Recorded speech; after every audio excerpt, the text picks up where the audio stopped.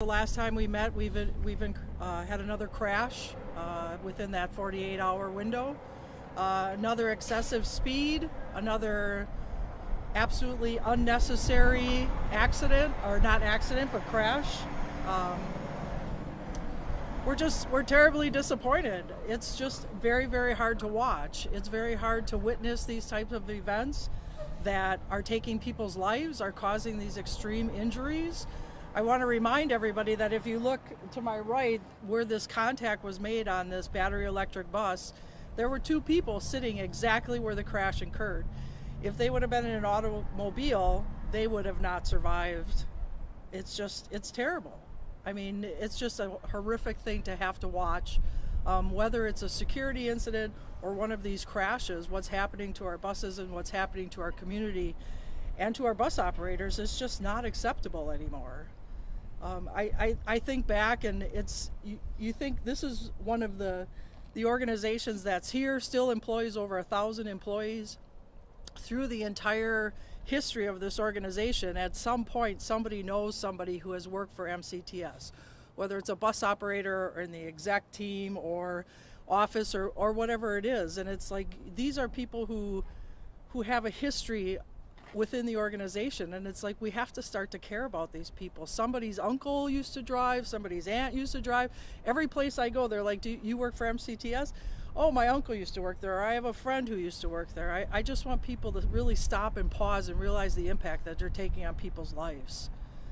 So I'll pause there, but I could go on and on. We obviously know the human toll, that at least 2 lives were lost because of these crashes, but what's the monetary toll that this is taking on the county? So the replacement cost for these buses is about $2.2 million. To my right would be the BEB, which is right now at $1.6 million as a replacement cost, and then to my left would be about $650,000. How much do you budget out for this type of thing?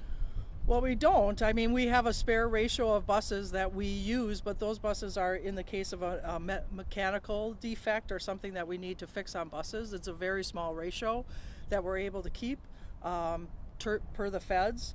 So it's like, these types of incidents will take out from our regular service. Eventually, I mean, if we have buses that have problems with their engines or motors or suspensions, I mean, we only have so many buses. This was something that is just, we're already running into our spare ratio, just trying to keep the fleet going. So this was really a hard hit on us.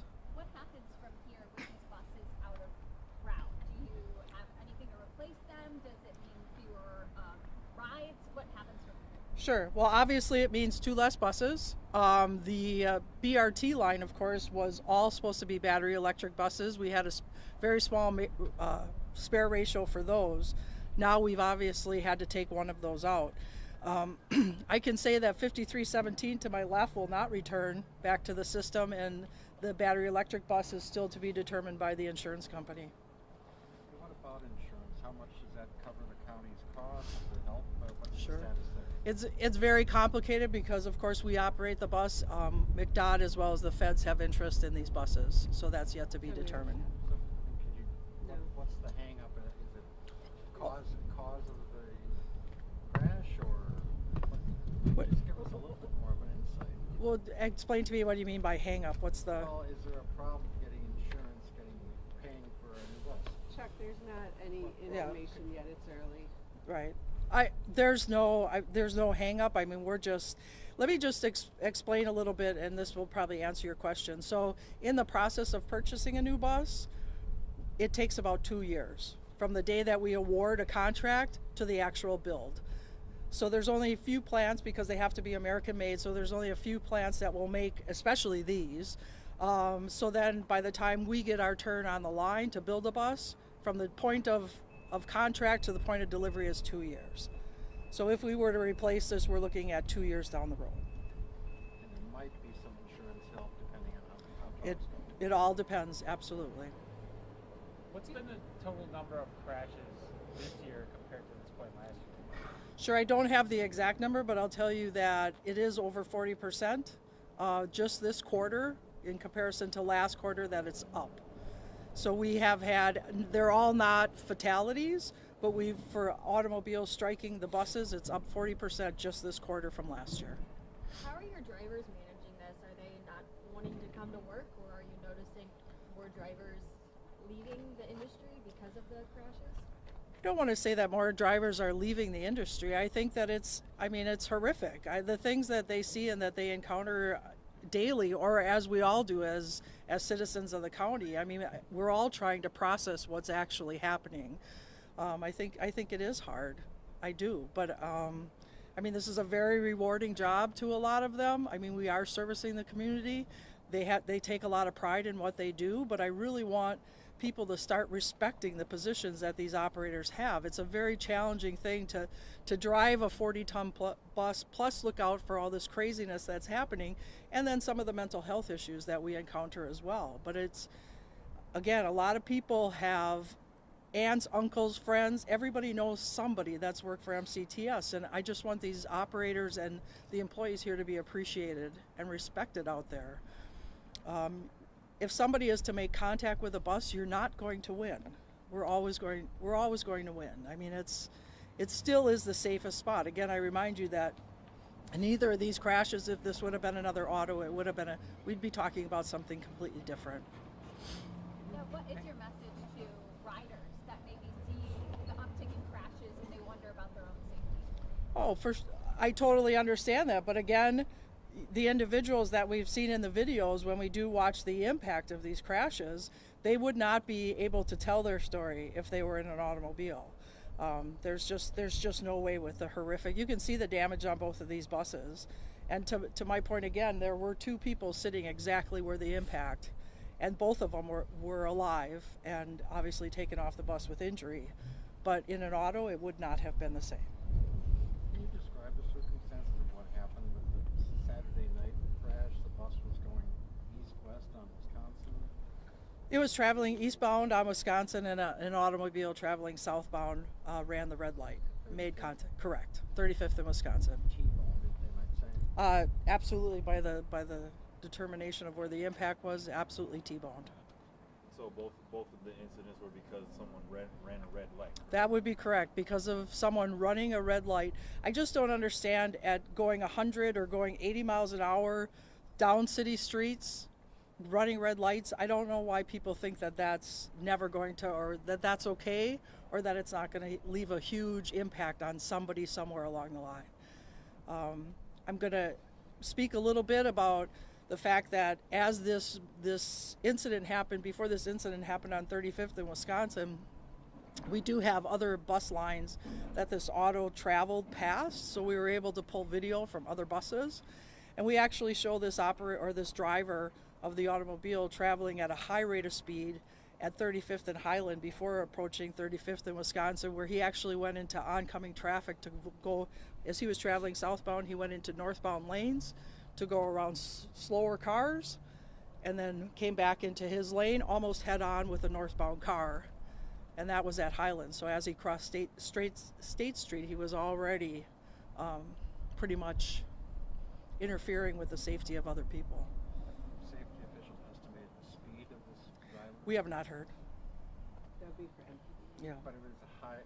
Well, He above was the speed limit. definitely traveling at a high speed. Was the driver impaired on any? I'm unaware.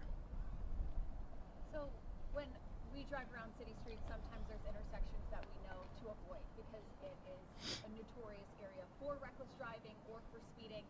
That's not really something that your buses can do, right? They have to serve every corner of the community, and they can't really avoid these areas that might be trouble spots, right? Absolutely. I mean, we serve the entire community. What I think we've learned is that this type of driving is happening in the urban areas, and obviously Fond du Lac Avenue and Capitol Drive and North Avenue and some of those streets are the main focus of where we see most of this driving.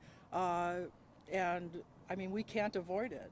I am so thankful that our drivers, they do go through a training where they are to check left and right when entering into an intersection. If I could speak to this operator, he actually, at point of impact, we were heading right into the brick pillars outside of Marquette University, and he was able, even after the accident, to get that bus so it stopped actually on the road and didn't cause further damage or injury. So I mean, these two drivers have just been amazing in these incidents. I can't say enough. I mean, just the professionalism during a time like this, that they were able to think about others and take care of things. So. Were they seasoned drivers, or were they? I'm not sure if you can give any information on how long they've been in. I am unaware. I haven't checked the seniority or the length of time. Kev, do you know? 2 years. Yeah, 2 years for this driver and 1 year for that, for 5317. So not necessarily a long time, but handled it.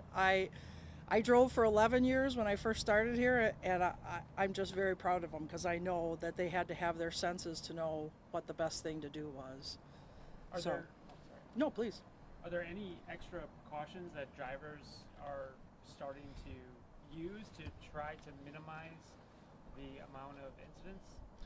Well, I think our message to them is, obviously we're here to support them and do everything that we can, but it's looking at how many buses we have on the road, how many hours. We actually, 365 days a year, 24 hours a day, we're in service. So the fact that this is really these two buses, I mean, they do a great job already maintaining that safety level. The fact that 9 times out of 10 we're not the fault of the accident, where people come by and they hit us, they take off our mirrors, they do whatever, and the drivers are able to just maintain that bus and make sure there are no injuries. So they're doing a great job. But moving forward, I mean, we just have to continue to get the message out there that green doesn't necessarily mean go all the time. I mean, we really have to take a pause like anybody else in an automobile. I think we're all learning that as we travel down the streets. You just don't go when it's green. You kind of always got to look. Are there any more updates on the statuses of the people involved in these crashes, from the passengers to the drivers of the buses and the drivers of the vehicles? So with the passengers, MPD would know that. I mean, we're not privy to that. Obviously, we've seen one of them on the TV talking to the gentleman with the flatbed. But our drivers, I mean, we're providing all the resources they need physically and mentally to make sure that they have everything they need for their recovery. There's been several initiatives done by law enforcement and city and county leaders to stop reckless driving. Is there anything you think they need to do more of to ensure this doesn't happen again?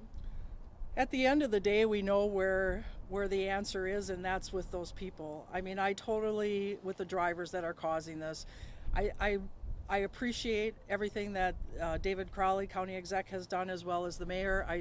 I mean, we stand with them to make sure that these things were part of the process. Transit is at the table when these things are the billiard, no, what are they called?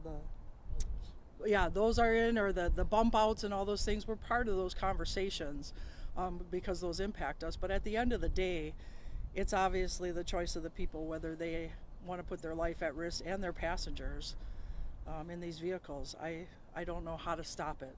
I don't know. I mean, I said on Friday, I don't know how many people have to die before somebody finally says, you know what, this is just stupid. But on BRT, the Sure. schedule is back to normal, but Right. you're operating with an additional diesel bus to replace the battery electric. Is that fair to say? Correct, yes. In the release, Yeah. there was a statement from Crowley in there saying that he wants to advocate for the red light cameras, which is something that the legislation would have to do. Sure. Is that something that you guys are also supporting, that you think red light cameras could help in situations like this? I think anything that has anything that can help our employees get home safe and help the community, we're absolutely going to support. We absolutely are going to support. I mean, this stuff just breaks my heart. It's very hard to me to just talk about it in generalities. It's just because when you get a call at 2 o'clock in the morning that one of your bus operators has been involved and there's a fatality.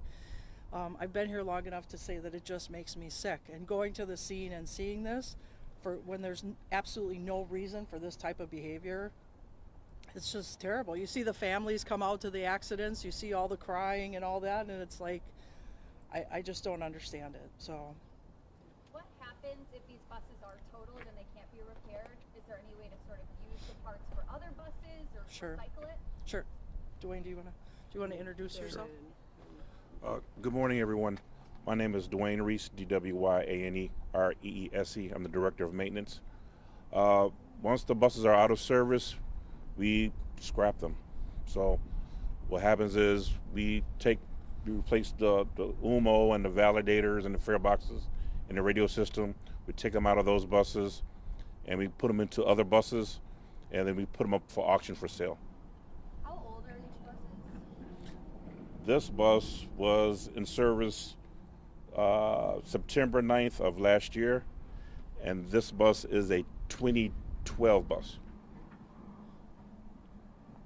How many years do you typically get out of a bus when it doesn't get effective like this? 12 years and 500,000 miles.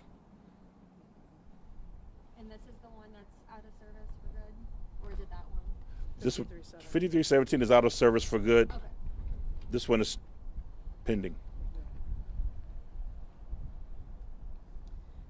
Do you want to get some footage of the buses now? And Dwayne can show you where the damage is.